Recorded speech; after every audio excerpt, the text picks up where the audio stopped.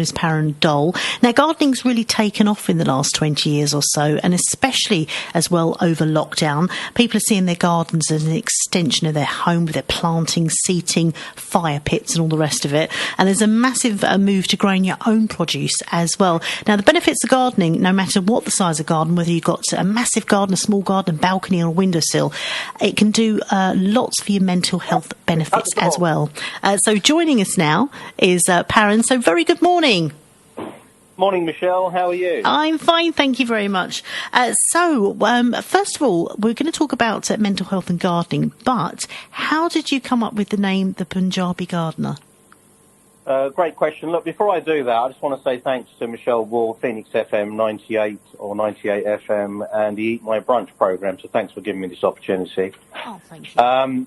In terms of, good question, how did I come up with Punjabi Gardener? Well, if you actually split up the word Punjabi, Punj, it actually translates as 5 in the Punjabi language. And it actually relates to the 5 rivers very close to Punjab in India. The land of 5 waters is the best way to describe it. And those rivers are known as Jhelum, Chenab, Ravi, Sutlej, and Bear. So there's 5 key rivers around that region in India. Punjabi because my grandparents and parents originated from India, and we are known as Punjabis, aka Sikhs, the guys that wear turbans. Sikhism in a way. So that's how I came across the. Well, that's why I use the name Punjabi. And it is a brilliant name. It is a brilliant, really, it sticks in your memory. It's a great. So you must have been great when you were going on to I think your daughter set up your Instagram. I think I read. So it must have been that's available. So gardening for you, it's not something you've always done. It started as a hobby, didn't it? Really for you. Yeah, do you know, Michelle? I used to hate gardening when I used to live with my parents because I used to from hay fever. And my dad would always say, God, he's making excuses for not coming out to cut the lawn or look after the plants. Yeah. And then I'd start sneezing and sniffling and schnappling, and I genuinely did have hay fever. But, in terms of probably my passion, I would say when I moved out, you've got to look after your own garden. Your mum and dad aren't going to do it. I'd say the last 2 years, Michelle, have been sort of instrumental. My wife says to me, look, listen, Param, why don't you grow some mint, something very basic in the garden? Yeah. And I started with mint, and then, I don't know, I think I'm lucky I've got green fingers. I ended up, sowing and growing beetroots, onions, tomatoes, courgettes, cucumbers, kale, chocolate mint, of all things. Really? Which tastes like after eight, but it comes in a sort of the leaf or plant version. So that's how I sort of got started. I got lucky. I could see things were growing. I was harvesting them, and I just thought carry on. So for you with mental health, and how has it helped with mental health? And why would you say to other people if they've got mental health issues that gardening can bring something into their lives that can relax and calm them? Well, I run my own business, and sometimes the stresses and strains really catch up with you, and you don't really get much chance to go outside of the office or warehouse or whatever you're doing. And what I did find was when I was in the garden, you're out in the fresh air. There's things you learn which help you mentally. I mean, with the garden and nature, you learn to accept things as they are, as plants grow, as your garden develops.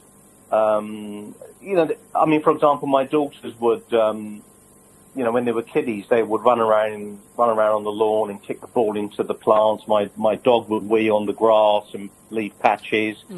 You learn to accept things. There's other things. Because it's Mother Nature, you learn to try not to be perfect.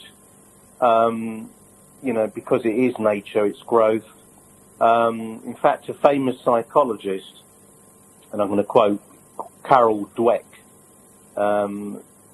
he basically, or she basically said, when something doesn't work out the way we had hoped, we view it as a learning opportunity rather than as a failure. Like if you're planting something or you put a seed out and it hasn't worked out, you use it as failure. And with me in the garden, I sort of laugh about things. I'm not a perfect gardener. There's loads of stuff that hasn't harvested for me, and so it helps. There's a couple of other quick things I want to mention in terms of mental health, in terms of the garden. That social interaction with others. If you've got an allotment, or you're gardening as a family, or with your kids, you get a chance to speak to people. You are connecting with the real world. When you're eating your own homegrown produce, you feel a connection to the world. Apparently the Japanese say, and I believe it, green is good, or in the East they say bathing in green is good for us. It helps alleviate anxiety and depression. Finally, a couple of other things. In the garden, you have to be present, whatever you're doing, whether it's pruning, whether it's topping up the soil for a plant or a vegetable. You're getting physical exercise, you're reducing stress, and you're also eating healthy. So I think there's overwhelming evidence there that there's a lot of benefits to gardening, Michelle. I hope that sort of answers that question. Do you know what? Whenever I've had stuff from the allotment, one of my friends' dad has got an allotment. The taste is just something else. The sweet corn, the runner beans. There's just something about, and I haven't grown it, he has, but the flavour, even potatoes, you wouldn't think, but they just taste so much better. Look, at the end of the day, Michelle, look, gardening is time consuming, but once you've got it set up and you've got areas set up within your garden, you sort of know what you're doing from month to month. And you're right, the taste, I've dished vegetables out that I've harvested to my brother, my mother, my father, my wife, my neighbour, Howard, apologies, Howard opposite me. So, and he really, really appreciates it. And they always say the taste is different because you haven't got that sort of genetically modified, we need to have huge cucumbers, therefore we pump them full of chemicals. So you're right, the taste is totally different. Yes, it is. Do you know what I was saying earlier, that I grew some beetroot, first time ever. I got some pots outside, so you don't have to have a big garden, even if you've got windows, so you can still grow like chilies and things like that. And the chilies they're a little bit late, but this is my first attempt. The chilies are coming through, so I'm excited about that. But the beetroots, for some reason, now this just shows you when you buy stuff in the supermarket, I thought beetroot, when you pulled it out, was like potatoes. So when I pulled out this beetroot, I was like, where is it? And there was a nub. There was a nub on the end of the leaves. That's all that was there. Because you're so used to it. The thing is, we are so used to going into supermarkets and picking stuff up. And I should know at my age that beetroots don't grow like potatoes, but I was convinced. But you know what, Michelle, that is such a good point. When I harvested my first lot of, shall I say, purple beetroot, if you look at some of my images or photographs on Instagram, they are much, much bigger than the supermarket ones. They are huge. And in fact, 2 weeks ago, I started sowing yellow beetroot. So I'm really looking forward to those. And, it's great, I think everybody should do a little bit, and you don't need a big garden. Container gardening, start there. Yeah, or grow them on. You can do stuff, grow stuff on the windowsill. That's how I started the chilies off this year. But we'll see. We'll see how they do. How does Sikhism follow you into the garden? Do you know what? I'm going to say to you. I'm born and bred British. Okay. Educated here, university here, business here, and everything. I follow Sikhism to the extent that it's a a religion which is only about 600 years old, 500 years old plus. But they teach equality between man and woman. They preach or teach cruelty-free.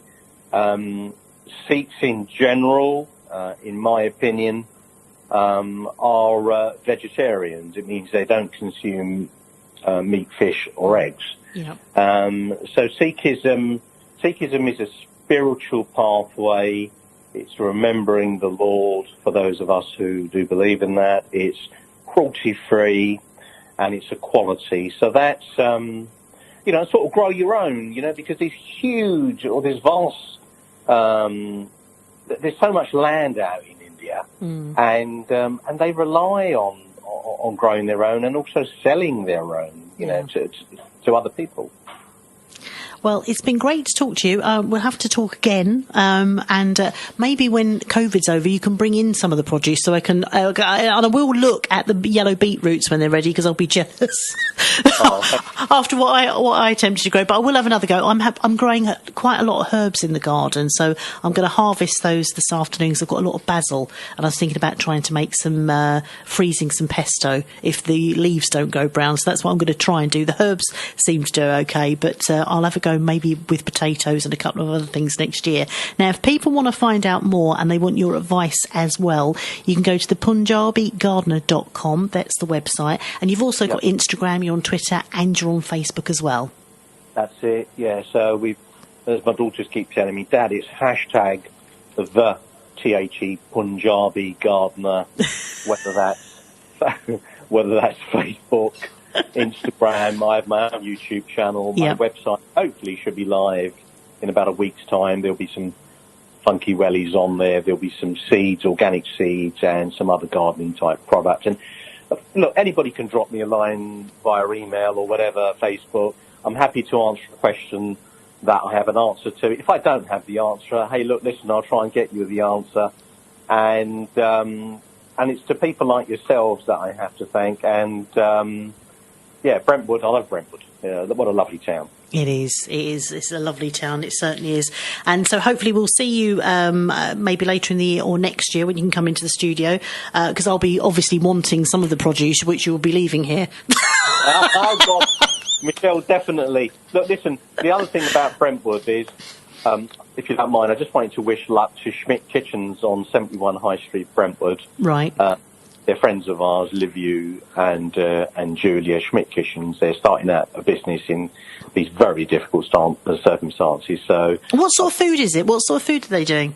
No, they do kitchens. Oh, they're kitchen plate. Oh, they're doing could have your new kitchen done, right? Do you know? I've got food on the brain.